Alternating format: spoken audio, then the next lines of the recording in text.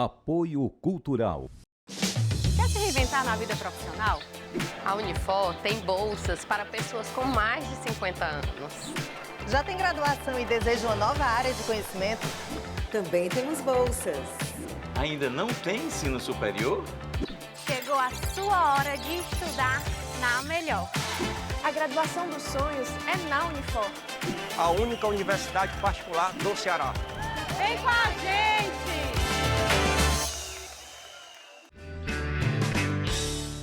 Viver Mais no Ar, e hoje tenho a alegria de tomar aqui um café com a doutora Juliana Lima. Seja muito bem-vinda ao Viver Mais, doutora Juliana. Um brinde à vida. Brinde. Eu que agradeço, Ian, pelo convite de estar aqui com você e conversar com o teu público também. A doutora Juliana Lima é doutora em psicologia, é professora do curso de psicologia da Universidade de Fortaleza, da Unifor. Doutora Juliana, vamos falar de uma questão que é pouco debatida, às vezes ignorada, principalmente com a passagem do tempo. As pessoas acham que é comum. Não, está velho, está idoso, não quer mais ir para lugar nenhum. A questão da solidão. Solidão realmente está associada à passagem do tempo? A gente pode considerar que é normal a pessoa com uma certa fase da vida querer se isolar, não querer mais contato?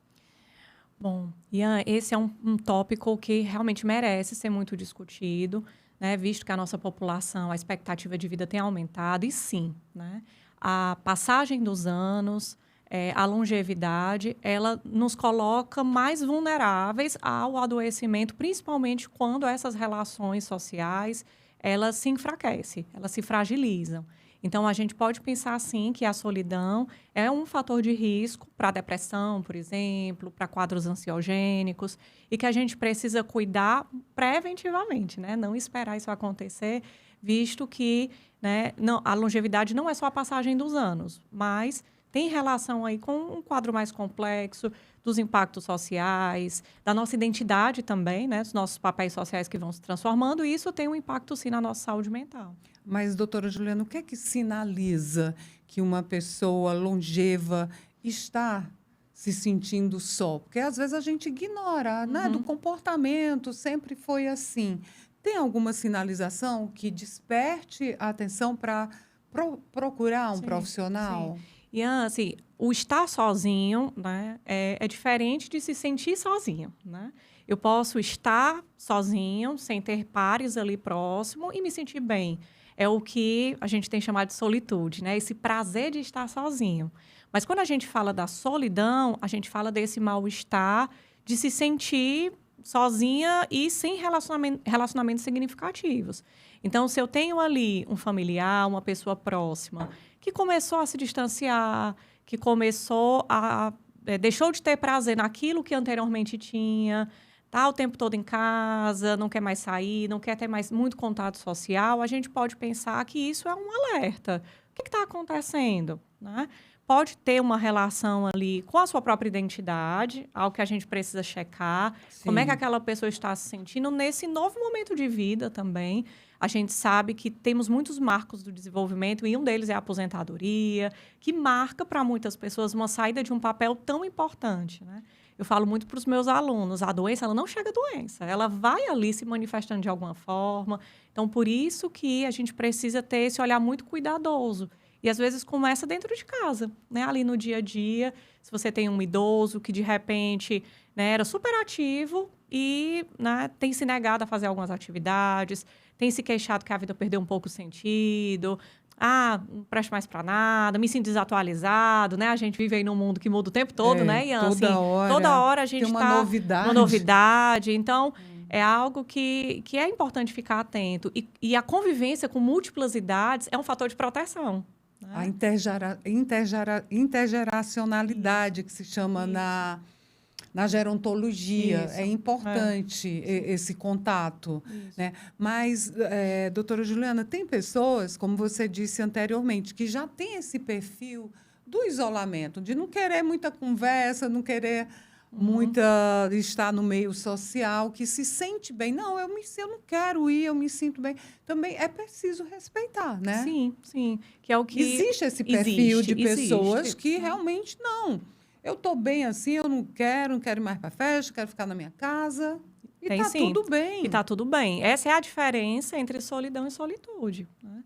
Eu posso estar sozinha e me sentir super bem, curtir minha própria companhia, né? Ter uma menor necessidade de contato social. E está tudo bem. Né? O que a gente está aqui colocando como fator de risco é a solidão. É quando eu sinto falta, é quando eu não sinto que eu tenho um relacionamento significativo, quando eu estou, às vezes, até no meio de muitas pessoas, mas não me sinto validado, não me sinto escutado. Então, a gente começa a ver aí um desinvestimento. Se eu começo a não me sentir olhado, escutado, visto, eu vou começar a desinvestir dessas relações. Então, quando a gente pensa até na depressão, né? A solidão, ela é fator de risco para a depressão e é um círculo. A depressão também aumenta o isolamento, né? Então, tem um pouco essa circularidade que impacta a nossa saúde, que não é saudável e que a gente precisa cuidar disso, né? A gente está falando aqui de pessoas com mais idade, mas isso, sabe, no consultório, a gente vê com todas as idades. Né? Doutora Juliana, eu já ouvi relato de crianças com 4 anos sendo atendida por psiquiatra. Aí eu fico imaginando assim, como será essa pessoa na longevidade? Né? Sim. Então, a questão da saúde mental, da depressão, atinge todas as idades, mas ela se acentua mais nessa fase da vida. Então, qual seria a alternativa para evitar chegar no estágio de depressão? Hoje existem muitas opções para as pessoas longevas, né? O que você diria? Alguém que está aí tristinho? Não, a vida não tem mais sentido, meus amigos morreram, né? Não tem, estou só esperando a hora da morte chegar. A gente ouve muito desses relatos. Sim. O que você diria para essas pessoas? Um aspecto aí super importante é se movimentar, não só no sentido físico, e a atividade física é um aspecto muito importante, porque tem um fator social. Né? Ali eu vou conhecer outras pessoas, né? Eu vou fazer trocas sociais. Então, sair de casa, ter um compromisso. Às vezes, 1 ou 2 vezes por semana eu tenho essa atividade.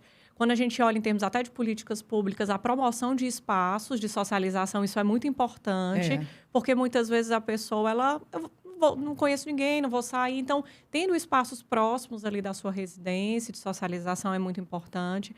Quando a gente pensa a ampliação do conhecimento, então, a gente vê muito isso, né, dentro da universidade. Sempre aprender algo novo, né? Eu tenho não visto tem limite, né, eu tenho visto cada vez mais Juliana? isso, assim, salas muito heterogêneas, porque as pessoas dizem que já é para minha aposentadoria, já estou aqui buscando aprender. Então, ampliar esse horizonte, que eu acho que quando as ferramentas tecnológicas são usadas a nosso favor, é isso. Podcasts como o seu, espaços de informação, né? A gente voltar a estudar, a gente voltar a fazer trocas. Hoje a idade não pode ser uma limitação para nada. De forma nenhuma, né? Eu faço parte de grupos há muitos anos, adoro literatura, né? Grupos de literatura, facilito grupos de literatura. E é muito interessante ver isso, assim, muitas pessoas que se aposentam encontram nesses espaços, né? Espaços de socialização, de troca, onde toda a sua bagagem de vida vem a somar muito, né? Então, um aspecto importante é esse, é entender que eu posso estar triste e a tristeza não é uma doença. A tristeza é um estado passageiro. Mas se essa tristeza está persistente, se mesmo eu estando cercada de coisas que estão dando certo, eu me sinto desmotivada e triste, isso não chama a atenção, né? E quando a família percebe que há uma desmobilização maior, vale a pena, né, consultar um psicólogo, vale a pena, né? Eu já tive pacientes 80 mais, cheios de vida, né? Então, algo que também, às vezes, a gente, não, mas... Né, já estou com idade avançada, não tem muito o que fazer. E olha, a minha experiência mostra o quanto é incrível. Né? Já vi vidas se transformarem, pessoas com 70, 80, passaram por grandes mudanças de vida e não, peraí, o que é que eu vou fazer? Então, a família, a rede de apoio mais próxima tem um papel muito importante, porque se essa pessoa ela já estiver muito desmobilizada, ela vai precisar de um suporte maior, né? Alguém que segure mais pela mão, vamos aqui junto, né? Mas esse é um aspecto muito importante, né? Nós somos seres sociais, não vivemos sozinhos. Por mais que eu tenha menor necessidade de contato, eu preciso de contato social, né? Então, essas trocas do dia a dia fazem, sim, muita diferença. Você não acha que as redes sociais também impactaram nesse isolamento? De pessoas de todas as idades. E quando uma pessoa já de uma certa maturidade, ela aprende a se conectar com isso aqui, com esse aparelhinho, o mundo dela fica girando em torno daquilo. As redes sociais contribuíram. Doutora Juliana, para esse isolamento tecnológico, a pessoa... Eu vejo assim, casos de pessoas novas também, mas a imprensa destaca mais pessoas longevas que se apaixonam e pronto, por pessoas fictícias. Enfim, a tecnologia contribuiu. Contribui, porque a tecnologia, as redes sociais fazem parte da nossa vida, né? O que antigamente se falava de um mundo virtual e um mundo real, isso já, né, caiu. Não tem mais uma fronteira assim tão bem definida. Então, ao mesmo tempo que o acesso às tecnologias, a possibilidade de chamada de vídeo com pessoas que estão distantes, é um facilitador. São dois fatores, São né? dois fatores. Tanto ao mesmo isola como reaproximou Isso, muitas famílias. Então, eu vejo que é como é utilizado. Agora, assim como uma criança, se eu deixo a criança o dia todo na frente de uma tela, né, e depois eu, né, quero que ela interaja, ela sai interagindo ali, ela não vai ter os recursos para isso. Se um idoso também, ele não é estimulado, se ele passa o dia na TV, se ele passa o dia ali no celular, né, isso vai prejudicar, sim, né? Mas é algo que as pesquisas apontam isso. Pós-pandemia, né, o mundo pós-pandemia, a gente vê esse impacto. Muitas pessoas chegam ao consultório com essa queixa, a dificuldade de fazer amigos, né? Estou cercada aqui de várias pessoas, mas parece que as pessoas, né, elas têm um menor desejo de conversar, de trocar, Doutora de sair. Juliana, não conversam, né? mais. Então, é algo também que a gente vai observar que é isso, é como a gente se relaciona, né? A tecnologia, as redes sociais, em si mesmas, elas podem gerar um impacto negativo ou positivo. Né? Mas é como a gente se relaciona com essas tecnologias. Né? Isso. A questão do bom senso. E também regular, porque ficar rolando tela, cognitivamente, a gente sabe que não é bom. Socialmente, então, que é isso que a gente está trazendo agora. Então, tem um impacto, sim, direto na nossa saúde física e mental. Será que a gente vai ter essa consciência de ir para uma mesa de jantar, o que a gente vê nos restaurantes, pai, mãe, filho, avô, tudo com celular? Quando o que é necessário para ter essa consciência dessa limitação dessa ferramenta que aproxima, mas também distancia? Isso, também afasta. Né? Afasta. O que é, doutora Juliana, que a gente tem que fazer para ter um controle sobre isso? Tem, assim, uma dica? Eu sei que receita para cada caso é um caso. Sim. Né? Mas o que você diria com a sua experiência? Eu acredito, sabe, assim, que fácil não é. Todos nós estamos inseridos Desafios, nesse mundo. É um né? desafio. Mas a gente precisa colocar intenção. Isso não vai acontecer naturalmente. Se a gente passa o dia no celular e eu chego em casa, eu vou relaxar rolando tela, se eu tiver um filho ali, ele vai aprender, que esse é um comportamento que ele vai aprender. Né? Se eu tenho um idoso aqui dentro de casa e eu acredito que não, mas ele está ali interagindo no celular, ele está ocupado ali. Não, né? Então, a gente precisa se colocar de forma mais intencional. Às vezes é tirar o celular daquele cômodo, é fazer acordos dentro da família. Quanto mais a gente usa, mais a gente quer usar.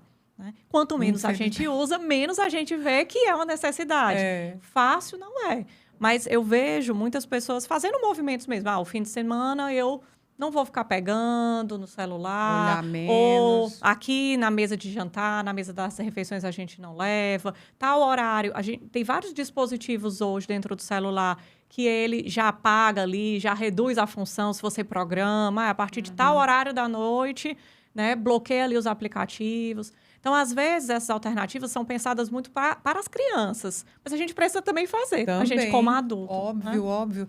E, doutora Juliana, algo assim, voltando lá para a questão da solidão, que pode desencadear uma depressão e vice-versa, para chegar a uma demência é muito rápido. Que hoje, mais de 1 bilhão de pessoas no mundo sofrem de algum tipo de demência, né? Então, evitar interagir, isso que você está falando, buscar apoio de profissionais como você, ajuda a evitar essa questão das demências também, Sim, né? evitar. Ou retardar mesmo, Retardar, né? retardar. Porque Pode não evitar, mas retarda, é verdade. retarda ou diminui esses danos, né? É. Porque tem a ver com a estimulação.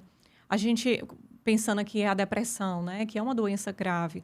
A depressão, ela é uma morte em vida. A pessoa ela vai perdendo o prazer, ela vai desinvestindo de si, dos cuidados Desiste de pessoais, si. dos relacionamentos. Então, é uma doença muito grave. Mas, como eu falei, ela não chega, não acorda de um dia para o outro com depressão. É um processo. Sim. Então, por isso que é tão importante a gente prestar atenção de quem está do nosso lado, a gente colocar a atenção nos nossos relacionamentos, sair um pouco do automatismo da vida, né? Então, de fato, isso é muito importante. E tudo que nós pensamos, nós sentimos, é no nosso corpo. Então, as doenças físicas, é claro que elas estão atravessadas ali também pela forma como eu lido com o mundo, né? O meu emocional, o meu psicológico. Então, não é uma relação de causa e efeito, mas tem uma ligação muito próxima, muito direta, né? Sim, então, se eu estou no estado depressivo, eu corro mais risco, eu sou mais vulnerável à Ter uma manifestação de doenças físicas. Principalmente a demência. E a demência é uma delas, né? Que é uma questão que precisa ser bastante discutida, a questão da demência. E nós estávamos falando antes aqui do nosso cafezinho, que já está frio. Nos países subdesenvolvidos, mais desenvolvidos, digamos assim, uma outra questão que envolve o envelhecimento é o suicídio, que era um tabu se falar nisso, até acho que uns 8 anos. Eu lembro que eu sugeri uma pauta sobre isso. Não se pode falar disso de televisão, mas aí veio aí o Setembro Amarelo e tudo. O alto índice de pessoas longevas que desistem da vida. E aqui no Brasil o índice também é elevado. Sim. Né, doutora Luciana? Como lidar, Juliana? A longevidade, né, a idade avançada, ela nos torna mais vulneráveis, né? Os índices apontam que o final da adolescência, início da vida adulta e a longevidade são pontos críticos da fase da vida. Isso, né? Então, como o Ian, você bem colocou, a gente tem aí em países mais desenvolvidos, assim, que já tem um olhar mais atento para essas questões, né? Algumas estatísticas, um acompanhamento mais longitudinal mesmo, né? De populações com mais idade ao longo dos anos. E é uma pauta que, né, isso chega no consultório, mas é muito difícil a gente falar sobre isso, né? Porque muitas vezes as pessoas já recebem como uma ausência de fé, né? Está muito associado Está à muito fé. associado, né? Então, isso também é importante. Uma pessoa que tem ideação suicida, que está deprimida, não tem relação com a fé. A fé é protetiva também, claro, porque, né, temos uma religião, exercemos nossa espiritualidade, nos fortalece de todas as maneiras. Mas, quando a gente fala das psicopatologias, não é apenas algo que basta a pessoa se esforçar.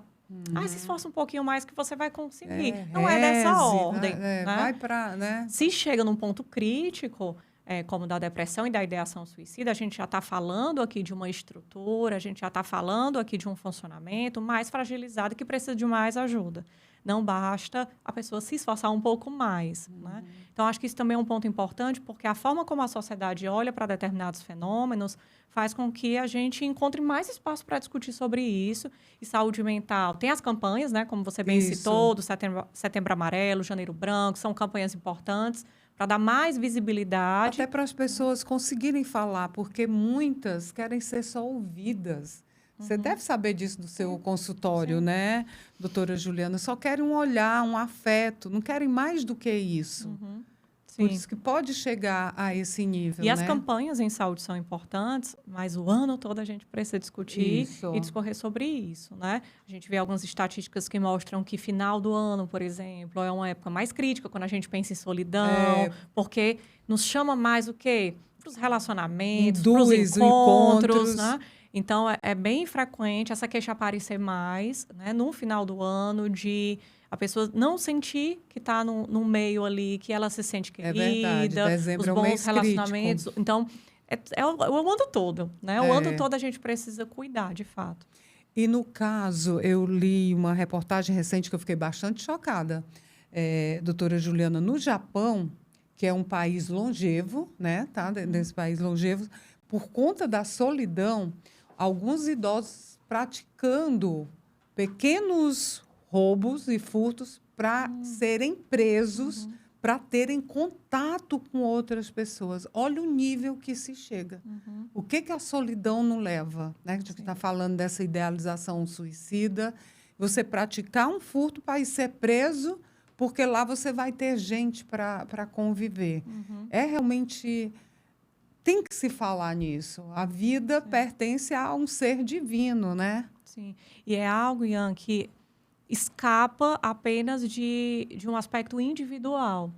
É social. É social. É social. Né? Aí é que é mais grave, não né? é algo só do interior da pessoa, né? É algo de uma coletividade. Nos convoca a olhar como estamos vivendo, nos convoca a olhar até o que você falava agora há pouco, né? Das tecnologias, como é que a gente tem conduzido meios que estão aí para serem facilitadores da nossa vida, e a gente percebe hoje pessoas que se sentem extremamente ansiosas. Se não estão conectadas, se o Wi-Fi não está funcionando, se esqueceu o celular. Quando a bateria acaba. Imagina, a bateria acaba, né? Eu vejo muito isso em sala de aula. Os alunos chegam, a primeira coisa que eles buscam, às vezes, é uma tomada, né? Então, carregar o celular. A gente está conectado o tempo todo mesmo, mas a gente precisa continuamente olhar como é que eu estou levando a minha vida, como é que eu estou conduzindo. Então, bem assustador realmente esse dado que você está trazendo. É muito também frequente brasileiros que moram em outros países, né? Com atendimento online, a gente tem a possibilidade, né, de acessar brasileiros aí no mundo todo.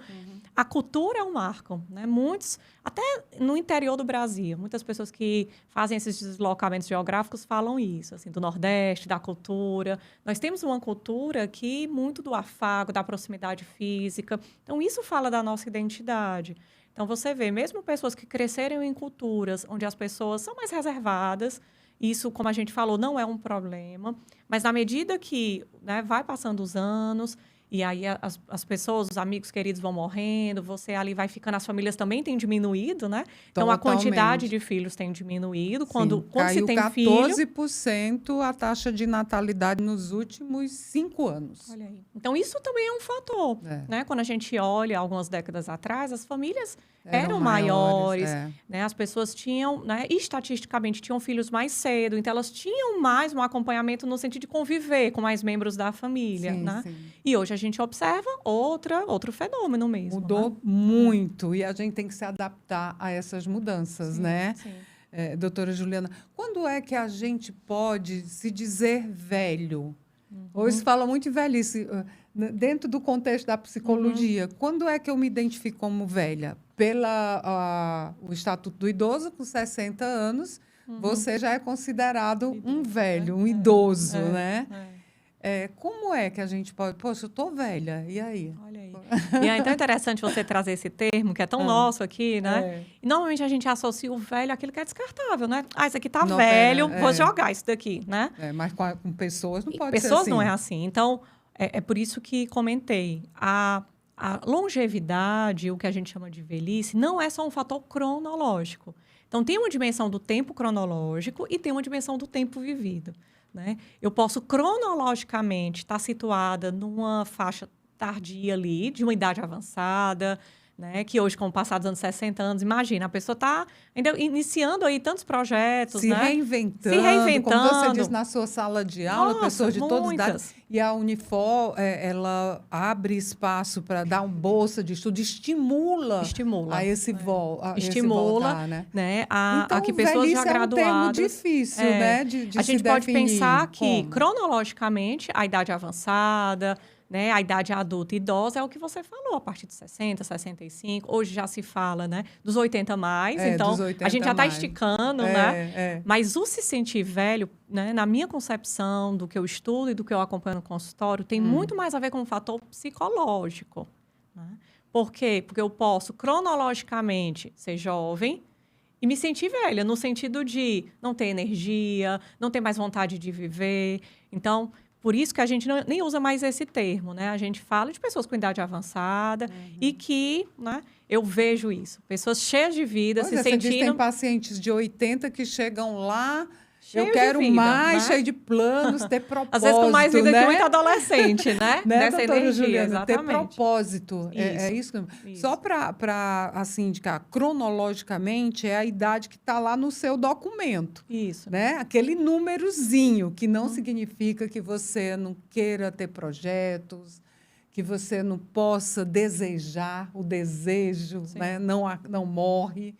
É muito complexo. Muito. Né? E hoje se tem discutido o etarismo também, né? A gente associa determinadas experiências a determinadas idades. Isso não pode associar. Não é isso, não existe isso. Né? Chega de etarismo, por favor. Vou trazer a Elciana, lá da gerontologia, e o pessoal da geriatria para abordarmos isso, essa questão do etarismo, que às vezes é por conta desse preconceito, sabe, doutora Juliana, que eu percebo esse receio de querer dizer que está velha, que está envelhecendo. A pessoa fica se escondendo algo que é irreversível, com plásticas, com procedimentos, porque não quer ser considerada velha exatamente porque o nosso país ainda tem um preconceito com os velhos. Tem. Sim. Né? E por isso que não é só uma questão individual, é coletiva. É da cultura, é da nossa educação. Então, de fato, é complexo, sim, nomear, né, esse campo da vida, mas é muito mais do que o cronológico. O cronológico está dado, está aí. E, paradoxalmente, né, com o passar dos anos, quanto mais anos nós vivemos, mas, né, precisamos ser gratos por isso, é sinal de que estamos vivos, né? Exatamente. Só fica jovem a vida toda quem morre jovem, né? Exatamente. Então, é normal, às vezes, a gente... Né, o meu aniversário vai ser pelos próximos dias, né? E aí, pegando assim... a gente esse número não me pertence. Esse número, né? E aí, eu falando da minha experiência, normalmente a gente, o quê? Quando tá próximo de fazer aniversário, você vai fazer aniversário... 30? Não, vou fazer mais, bem mais, né? Normalmente a gente até se sente 30 como, a gente né? diz, Pois né? Como é que a gente se sente? A gente, às vezes, fica mais melancólico, né? Nossa, eu tô ficando mais velho. Eu adoro é? meu aniversário, Então, ganho presente, tanto bem querer, menina. E aí, Queria a gente... aniversariar mais. Cada 6 meses, celebrar a nossa vida, né? Então, isso é importante, assim. Puxa, eu tô tendo essa oportunidade, tô abrindo mais um ano, né? Então, esse também é um ponto, né? A data ali que marca o nosso início de ano, né? Para muitos é muito festiva, muito alegre, mas para algumas pessoas, por conta dessa cultura... Né? E quando a gente pensa também um recorte de gênero, tenho que colocar aqui mulheres. Para nós é mais difícil. É mais difícil para mulheres envelhecer. Né? Isso mesmo. Então, isso pesa mais, né? Tem um peso. Ai, não, eu tô, né, ficando mais velha. Gente, mas né? eu não tô mais nem aí. Diga o que quiserem. Ah, você tem mais idade para isso. Quem sabe da minha vida sou eu. Doutora Juliana Lima, professora, doutora da Unifor, do curso de Psicologia. Você está nas redes sociais. Infelizmente, o café esfriou, não dá mais para conversar com café frio, não. Não, mas está ótimo. A gente pode conversar em outros momentos, Sim, né? qual é ocupando esses espaços. O meu @é Juliana Lima, psi, né? Sempre que possível eu tô lá, né? Tô comentando um pouco sobre questões que eu tenho estudado, trabalhado. Eu já lhe segui logo aqui. Né? E vamos ocupar os espaços, né? Com informação de qualidade, né, Iana? Que acho que é isso que você está trazendo aqui para o teu público, que a gente possa acessar redes para a gente crescer, se informar, se conectar de fato com as pessoas e não se esconder atrás de um celular, de uma tela, se isolar, né? Viver com alegria. Pois, doutora Juliana, nós também estamos nas redes sociais, Ian Gomes, jornalista, e tem o nosso canal no YouTube, Viver Mais com Ian Gomes. Se inscreve lá, porque aí terminou aqui, os meninos já colocam lá no YouTube e pode repassar, ouvir esse contato e fica o convite para um novo encontro, tá bom? Combinado? Muito obrigada. Brinde a vida com saúde em todos os aspectos, principalmente a minha. Obrigada. Viver Mais hoje está por aqui, até o nosso próximo encontro. Apoio Cultural. Quer se reinventar na vida profissional? A Unifor tem bolsas para pessoas com mais de 50 anos. Já tem graduação e deseja uma nova área de conhecimento? Também temos bolsas. Ainda não tem ensino superior? Chegou a sua hora de estudar na Melhor. A graduação dos sonhos é na Unifor. A única universidade particular do Ceará. Vem com a gente!